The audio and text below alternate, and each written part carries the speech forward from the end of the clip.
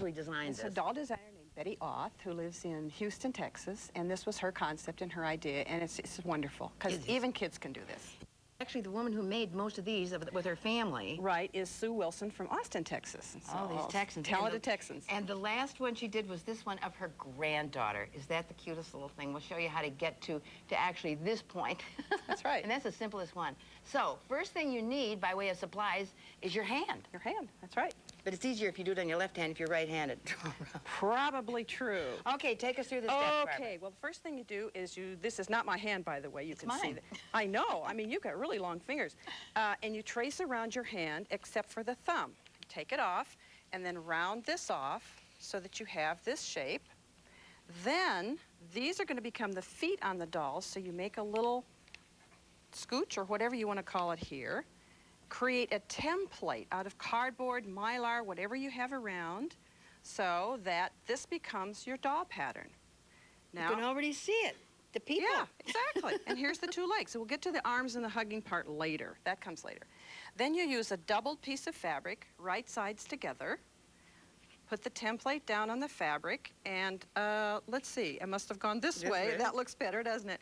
Trace around with a permanent marker would be better. Actually, I shouldn't say marker, but I should say some kind of a pen. You can use a number 2 pencil, whatever.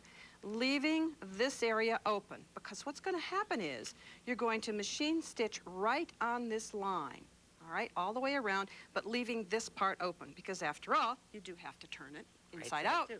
Now, we're not going to turn it inside out, but what we've done is we've made one, and we've trimmed out the seams, and you clip the little places in here, just like you would in any kind of sewing. And if there are any other little places in here, rounded areas, you clip that, so when you turn it, it'll turn very nicely. And here's our open space. So, now, here we are with one that has been turned and stuffed. Now, what you want to do in stuffing it is stuff it about till it feels like your earlobe. And you'll know that you've got just about enough stuffing in there. You don't want it too stiff. You don't want it too floppy, because you don't want these legs to flop. Second thing to do is then you put faces on. Now, Carol made these two. She's such a seamstress. And, well, it's okay. And on this one, she has embroidered the faces. And on this one, she has used a marking pen. That is a fabric marking pen. So you don't have to be a really fantastic embroiderist to do faces at all. Or even a fantastic artist. That's right, or even a fantastic artist. 2 dots and a crescent do for the lady, and 2 dots and a little bitty crescent for the guy. He's a little more serious. Or you can also create faces using putting the faces on felt or on fabric, and you can glue or stitch those on, whichever you want to do. All right. Now, this is all well and good as far as we go, but where's the hug part come in? Hug. Okay. So now we do the arms, and we can use the same kind of fabric. You put them, strip of fabric, and the directions will tell you how long to make the fabric. Right sides together, machine stitched like so, leaving one end open, of course, so you can turn it, and you end up with a strip. This is the arm strip. And when you press it, make sure you press it so the seam is hidden. The seam is sort of on the middle of the back part of the fabric. Tie an overhand knot, because this becomes the place where the 2 pair of hands are joining in the middle of the doll. May I do that? Yes, do that. Can you tie a knot? I can tie a knot, but sometimes when you give names to knots, people are saying, I see. huh? That's a good idea. It's just the knot you always tie Just when you're going to tie a package or whatever. You did it. Looks just the same as this one. I wonder why. I wonder why. Pretty good. Okay. Now we have a doll. We have 2 dolls that are hugging, but they probably ought to have some clothes. So this is a really easy thing to do. It's just rectangles. And here's the beginning of the skirt for this pair. Carol, this is also Carol's. Carol has gathered this. Okay, she's like such so. a seamstress. She really is. She's great. And that's it. Now, we didn't put the arms on yet, did we? Oh, well, yeah, we sort of did. Okay. All right. And what you want to do with the arms, because there's a lot of fabric here, so position the hug part, that is the held hands part, in the middle. Take this to the back, and you're going to have quite a little bit of overlap, and that's fine, because at this point you can turn it under, and you can hand stitch that together, or you can overlap and stitch together. All right?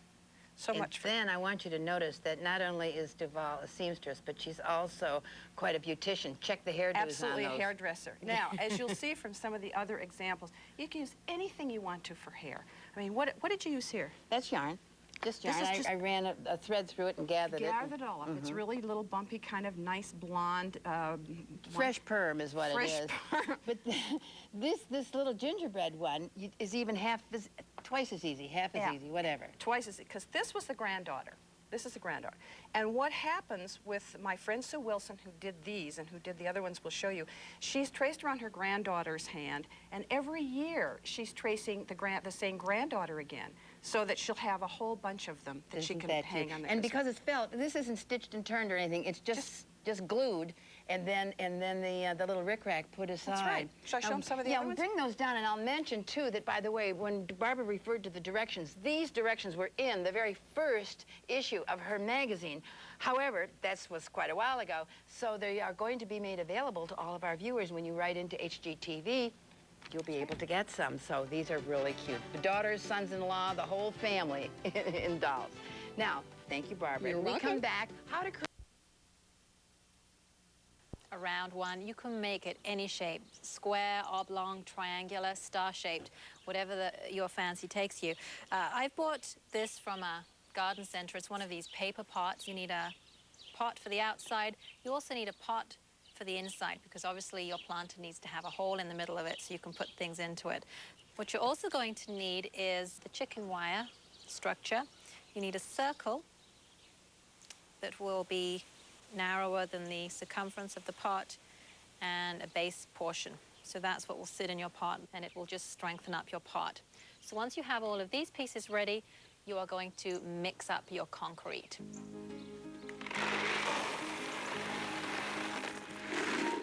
We're mixing our concrete, and I'm using 1/3 of gravel, 1/3 of peat moss, and 1/3 of cement.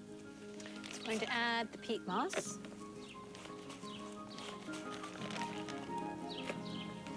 And the cement. The gravel and the peat moss will give the pot a really nice texture.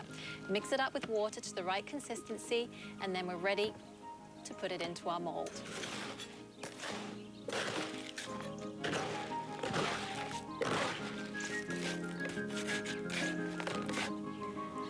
We're ready to put our concrete into our planter, and there's a hole in the bottom of most planters for drainage. You need to cover that up so your concrete doesn't fall through.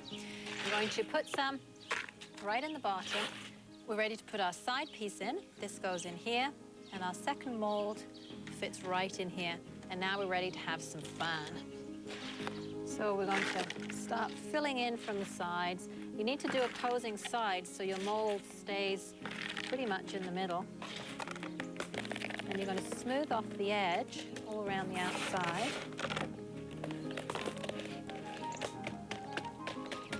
Pat it down. And then we obviously need drainage holes because it's a planter. And I'm using wooden dowels. And of course, the inside planter pot has holes in it already, so you just poke the dowels through the holes that are already there. You set this aside and leave it to dry overnight.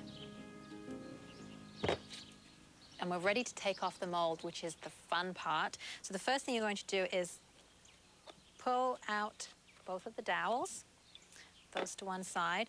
Now I'm using a pair of pliers. It just helps to pull out the pot. And it's a little tough, and then it comes out pretty easily. You're ready then to take the outside mold off. Now I've already made a head start on this, but the easiest way to do it is take a panel out of the side, and this just loosens it all up. And then basically what you do is you just slide it out. We're ready for our plant. Oops. And he just pops right in there. Now I have another one that I made about a week ago, and you can see the color difference. It does lighten up and get more texture over time, and these planters are sure to bring you a little taste of 18th century England into your garden.